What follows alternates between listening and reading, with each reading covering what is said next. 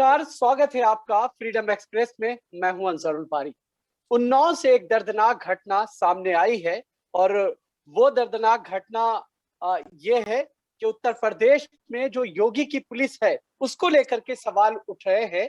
बीती रात एक दर्दनाक घटना उन्नाव में देखने को मिली है। वो ये है कि एक दलित परिवार है जिसकी 3 बेटियां जंगल में चारा लेने के लिए वहां पर गई थी, जिनमें 2 बच्चियों की निर्मम हत्या की बात सामने आ रही है, जबकि तीसरी जो बच्ची है उसकी हालत काफी नाजुक बनी हुई है। तो इसको लेकर के सवाल उठ रहे हैं और ये सवाल पूछा जा रहा है कि आखिर योगी के राज में इस तरह से दलितों को क्यों निशाना बनाया जा रहा है, क्यों आखिर टारगेट किया जा रहा है। हमारे साथ इस वक्त 2 खास मेहमान मौजूद हैं। हमारे साथ सूरज कुमार बोध जी हैं जो कि उत्तर प्रदेश के प्रवक्ता हैं आजाद समाज पार्टी के, वो हमारे साथ जुड़े हैं। हम उनका बहुत बहुत स्वागत करते हैं। साथ ही साथ हमारे साथ जुड़े हुए हैं डॉक्टर उदित राज जी जो कि कांग्रेस के वरिष्ठ नेता हैं, पूर्व सांसद हैं, वो हमारे साथ जुड़े हुए हैं। हम आप दोनों मेहमानों का तहे दिल से स्वागत करते हैं। सबसे पहले उदित राज जी, हम आप ही के पास आएंगे और चीजों को समझने की कोशिश करेंगे।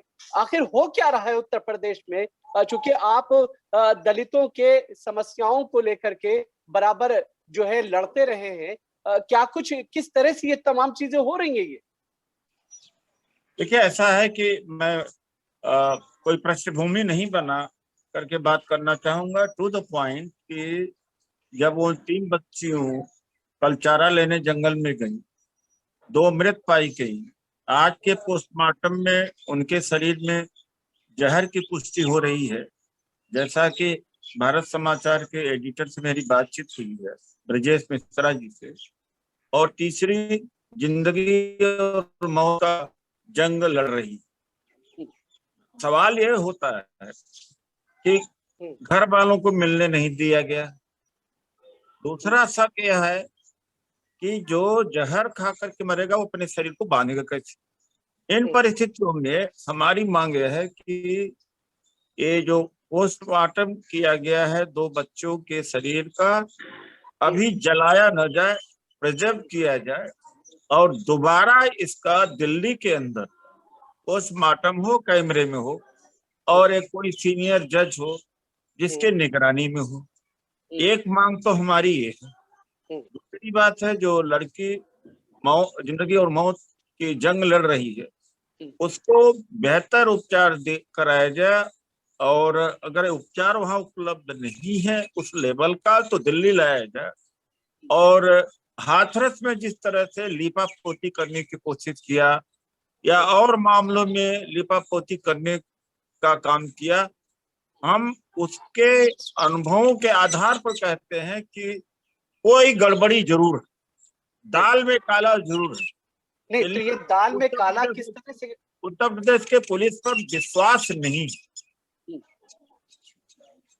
बिल्कुल, उत्तर प्रदेश की पुलिस पर विश्वास नहीं है, ये मानना है डॉक्टर उदित राज जी का। चूंकि हमारे साथ सूरज कुमार बोध भी मौजूद हैं, आजाद समाज पार्टी के भीम आर्मी से का जो संगठन है। सूरज, आपसे चीजों को अगर हम जानना और समझना चाहें, आखिर ये पिछले कुछ दिनों में अगर देखा जाए एक बाढ़ सी आई है और दलितों को टारगेट किया जा रहा है। करीब 1 महीने पहले की बात है, आजमगढ़ में एक शेड्यूल कास्ट का व्यक्ति किसी ठाकुर के यहाँ एक गन्ना तोड़ लेता है तो उसकी हत्या कर दी जाती है। हाथरस की कांड जब देखा जाए तो ज्यादती की न केवल बच्ची का बलात्कार किया बल्कि पूरे प्रक्रिया का नरसंहार किया। हालात ये बन चुका है उन्नाव कांड को देख करके कि उत्तर प्रदेश में जाति नरसंहार चरम पर है। सरेआम शेड्यूल कास्ट लोगों की हत्याएं की जा रही, उनकी बहन बेटियों का जिस्म नोचा जा रहा है, और उसके बाद पुलिस बकायदा कानून लेकर के, तलवार लेकर के और कानूनिया बंदूक लेके, पुलिसिया लाठी लेकर के अपराधियों के साथ खड़ी नजर आ रही है। हमारा विश्वास पुलिस पे इसलिए खो गया है क्योंकि जिस तरह से हाथरस में पुलिस ने लीपापोती की, बच्ची को जबरन जलाया और जिस तरह से माँ बाप को प्रताड़ित किया, हम नहीं चाहते हैं कि ये बच्ची उस घटना का शिकार हो, उस प्रक्रिया का शिकार हो और माँ बाप दोबारा प्रताड़ित किए जाएं। लेकिन कल से जिस तरह से पुलिस ने माँ बाप को नजरबंद किया हुआ है, उस पीड़िता के भाई को नजरबंद किया हुआ है, ये निहायत दुखद है और बेशर्मी भला है। योगी आदित्यनाथ वास्तव में एक अयोग्य मुख्यमंत्री हैं। उत्तर प्रदेश में कानून व्यवस्था पूरी तरह से नष्ट हो चुकी है, कानून का कोई राज नहीं है, चारों तरफ मनुस्मृति है। राम राज्य में शंभुकों का, एकलव्यों का बहुत व्यापक तरीके से वध किया जा रहा है। हम चाहते हैं कि उत्तर प्रदेश में कानून व्यवस्था असफल होने का हवाला देते हुए, संवैधानिक तंत्र विफल होने का हवाला देते हुए उत्तर प्रदेश में अजय सिंह विष्ट को तत्काल बर्खास्त करके यहाँ पे राष्ट्रपति शासन लगाई जाए। पहली मांग। हमारी दूसरी मांग यह है कि एकमात्र पीड़िता जो कि बची हुई है और वह पीड़िता इस पूरे घटना की चश्मदीद गवाह है। हमें कहने में कोई शक नहीं है कि पुलिस उस पीड़िता की हत्या कर सकती है, करवा सकती है, या फिर डॉक्टरों द्वारा इलाज गलत तरीके से किया जाए जिससे पीड़िता की मौत हो सकती है। हम चाहते हैं कि पीड़िता को जल्द से जल्द एम्स दिल्ली लाया जाए और उसका सही तरीके से उपचार किया जाए ताकि पूरे घटना।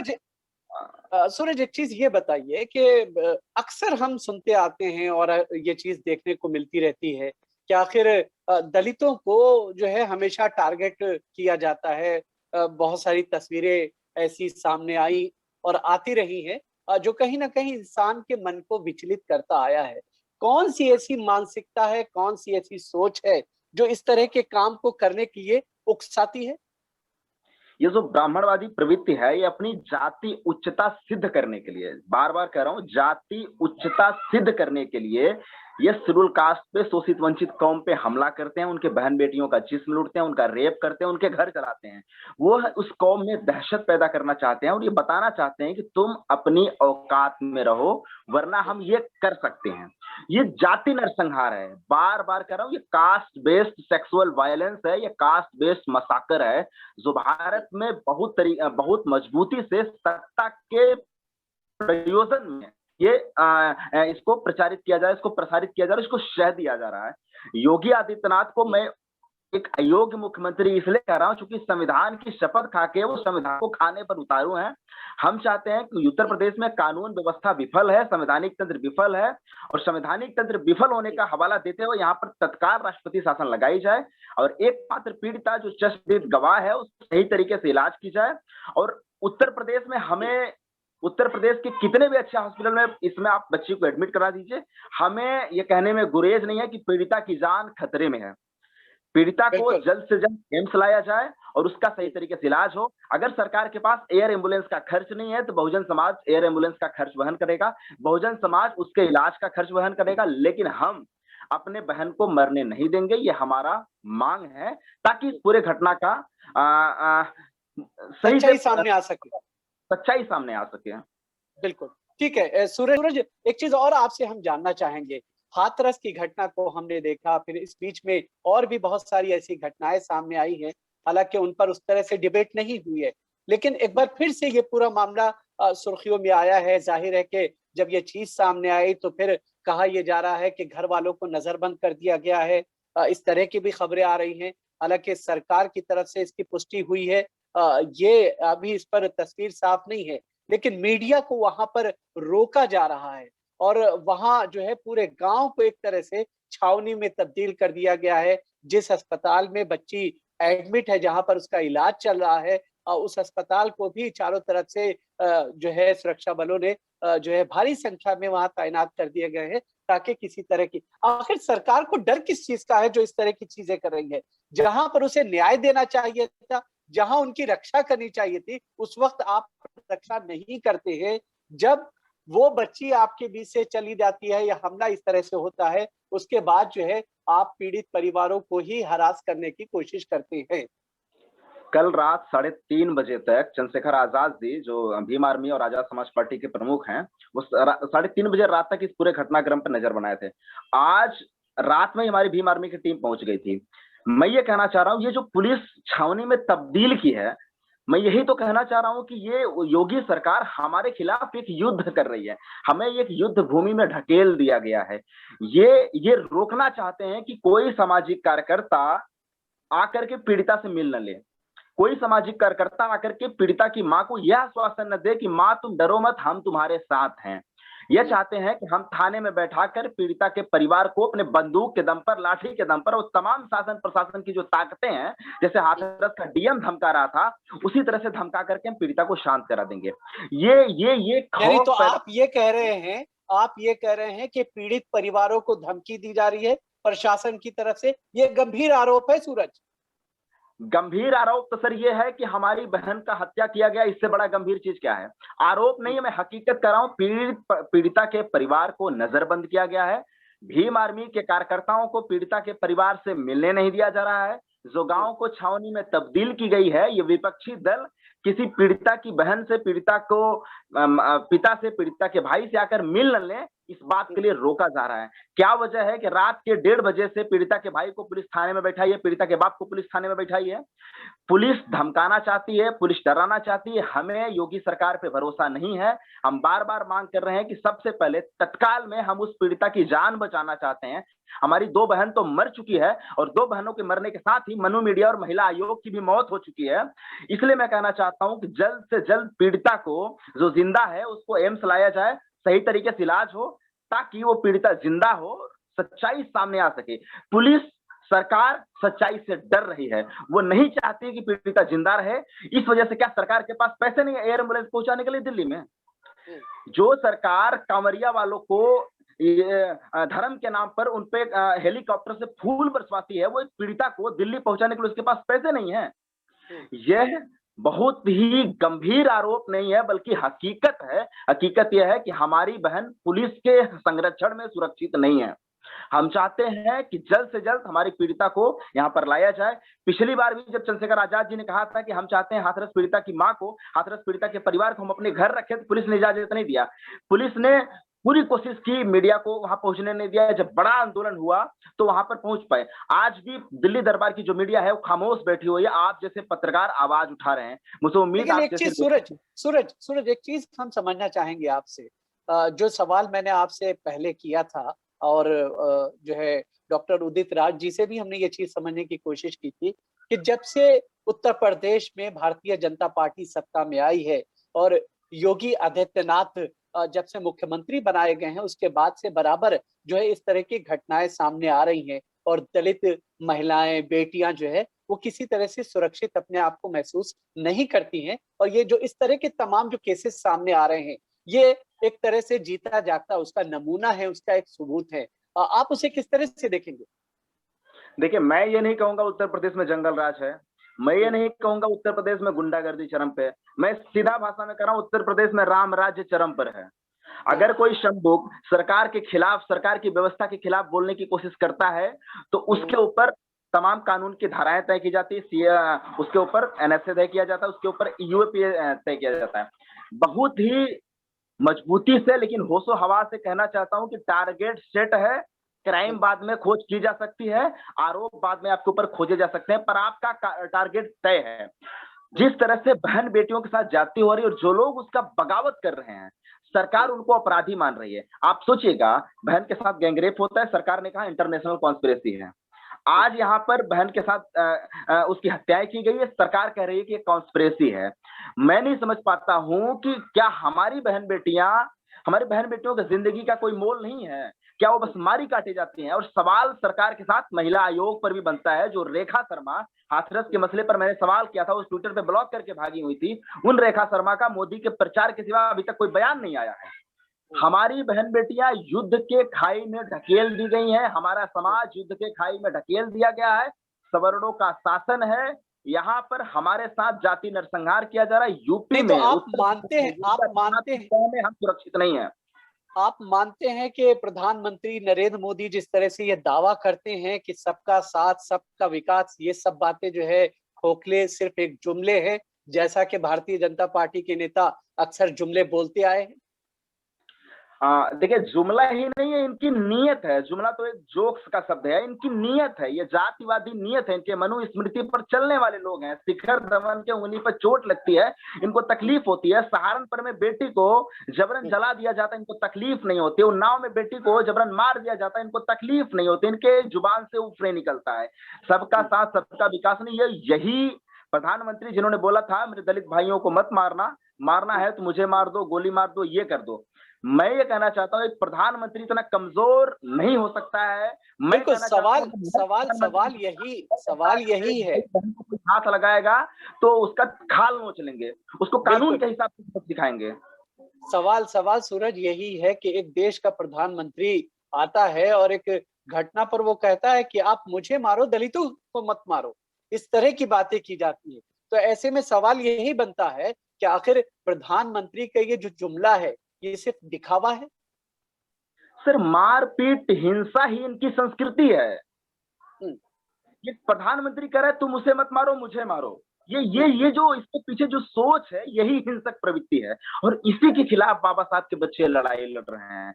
जब हम संविधान की बात करते हैं तो हम संवैधानिक तंत्र की बात करते हैं। हम कभी नहीं चाहते हैं कि हम प्रधानमंत्री को मारें। हमारा सवाल ये है कि हमारा हमारा जो कौम है उसका इस मुल्क में वहां के मूल निवासी हैं और इस मुल्क में उनको प्रताड़ित किया जा रहा है, उनको नरसंहार किया जा रहा है। क्या हमारी जिंदगी सत्ता के या हुक्मरान में बैठे हुए लोगों के हथेली में कैद है? हुँ। और अगर है तो हम ऐसा नहीं मानते हैं, हम इसके खिलाफ लड़ाई लड़ेंगे। हमारे पास संविधान है और मैं बार बार कहना चाहता हूं जिस तरह से उत्तर प्रदेश में बहन बेटियों के साथ जाति हो रही है, ये ऊंची जाति के लोग अपना जाति तंभ जाति उच्चता सिद्ध करने के लिए हमारे लोगों पर जुल्म कर रहे हैं। ये वही ऊंची जाति के लोग हैं, जब हाथरस में रेप होता है हमारी बहन के साथ तो सवर्ण परिषद के लोग महापंचायत कर रहे थे बलात्कारियों का समर्थन में। ये वही उन्नाव है जहां पर बलात्कारी भाजपा का विधायक था कुलदीप सिंह और उसके समर्थन में तिरंगा मार्च निकाला जाता है। ये वही बीजेपी वाले लोग हैं जब कठुआ में एक मुस्लिम नाबालिग बच्ची के साथ गैंगरेप होता है तो उसके समर्थन में तिरंगा मार्च निकाला जाता है। इनकी सोच गंदी है, इनकी सोच जातिवादी है, इनकी सोच सांप्रदायिक है, ये ब्राह्मणवादी प्रवृत्ति के लोग हैं और मैं नहीं चाहता हूं कि इनके हाथ में सत्ता रहे। फिलहाल चूंकि उत्तर प्रदेश में चुनाव नजदीक है और योगी आदित्यनाथ हिंसा फैलाना चाहता है, हिंसा फैला करके लोगों के दिमाग में डर पैदा करना चाहता है और उसके बाद वो हिंदू मुस्लिम का कार्ड खेल करके इन्हीं लोगों पर, इन्हीं शेड्यूल कास्ट लोगों पे जिन पर वो जुल्म कर रहा है, बाद में उनको हिंदू बना करके उनको सत्ता में लाने की कोशिश करेंगे। हम बताना चाहते हैं जी जी, लेकिन जिस तरह से आप बता रहे हैं कि चूंकि अब चुनाव आ गए हैं तो इस पे जाहिर है कि राजनीति होगी, विधानसभा सत्र भी शुरू हो चुका है, हंगामा होना स्वाभाविक है। ऐसे में आपको लगता है कि इंसाफ मिलने में किसी तरह की कोई जो है दिक्कत होगी जब किसी मामले को राजनीतिकरण हो जाएगा? सर, हमारी बहन के साथ बलात्कार होता है और पुलिस जी, एफआईआर नहीं करती, इससे बड़ी राजनीति क्या है? हमारी बहन के साथ बलात्कार होता है, उसका इलाज नहीं होता, इससे बड़ी राजनीति क्या है? एडीएम कहता है कि पीड़िता के साथ रेप नहीं हुआ क्योंकि उसके प्राइवेट पार्ट्स में सीमेन नहीं पाया गया, इससे बड़ी राजनीति क्या है? हमारी बहन को जबरन जला दिया जाता है, इससे बड़ी राजनीति क्या है? हमारी बहनों को मार दिया जाता है बगैर पोस्टमार्टम रिपोर्ट आए हुए, पुलिस कहता है कि पीड़िता जहर खा के मरी हुई है, इससे बड़ी राजनीति क्या है? दरअसल राजनीति करना हमारी जरूरत नहीं, हमारी मजबूरी है। हम अपने वजूद के लिए लड़ रहे हैं। हमें बार बार ये सिद्ध करना पड़ रहा है कि इस मुल्क में हमें हमारा वजूद है कि नहीं, और सिद्ध कैसा करना पड़ रहा है? एक बहन के इंसाफ के लिए हम सड़क पर उतरते हैं और 50 लोगों पर फर्जी मुकदमा पुलिस दर्ज करती है। लेकिन हम कहना चाहते हैं कि हम उस कौम के लोग हैं, जब एक दिन में SC/ST एक्ट खत्म हुआ था, एक दिन में लड़के जीते थे हम लोग। 13 पॉइंट रोस्टर खत्म हुआ था, एक दिन में हम लोग लड़के जीते हुए थे। बार बार कह रहा हूं कि सरकार कमजोर समझना बंद करे। हम आपको कमजोर इसलिए नजर आते हैं क्योंकि हम संविधान के रास्ते पे चलते हैं। लेकिन आप ये मत भूलिए कि यही कानून, यही संविधान हमको प्रतिरक्षा का अधिकार भी देता है, आत्मरक्षा का अधिकार भी देता है। और ये योगी सरकार को मैं बहुत मजबूती से बता देना चाहता हूं कि भीम आर्मी के लोगों को और बाबा साहब के बच्चों को, शोषित वंचित समाज को, SC/ST OBC माइनॉरिटी को कमजोर समझने का भूल करना बंद कर दे।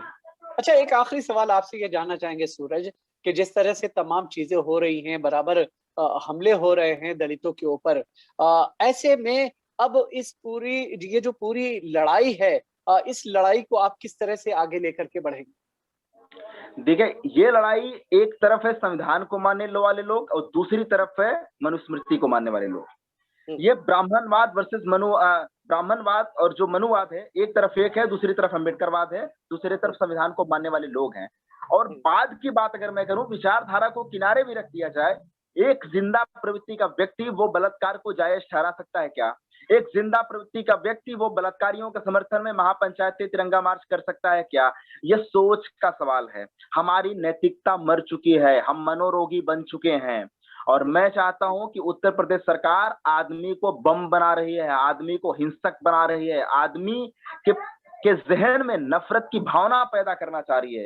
ये इंसान को इंसान नहीं मानती है सरकार। इस सरकार को जल्द से जल्द बर्खास्त कर देना चाहिए। इस सरकार को जल्द से जल्द हटा करके उत्तर प्रदेश में राष्ट्रपति शासन लागू करना चाहिए।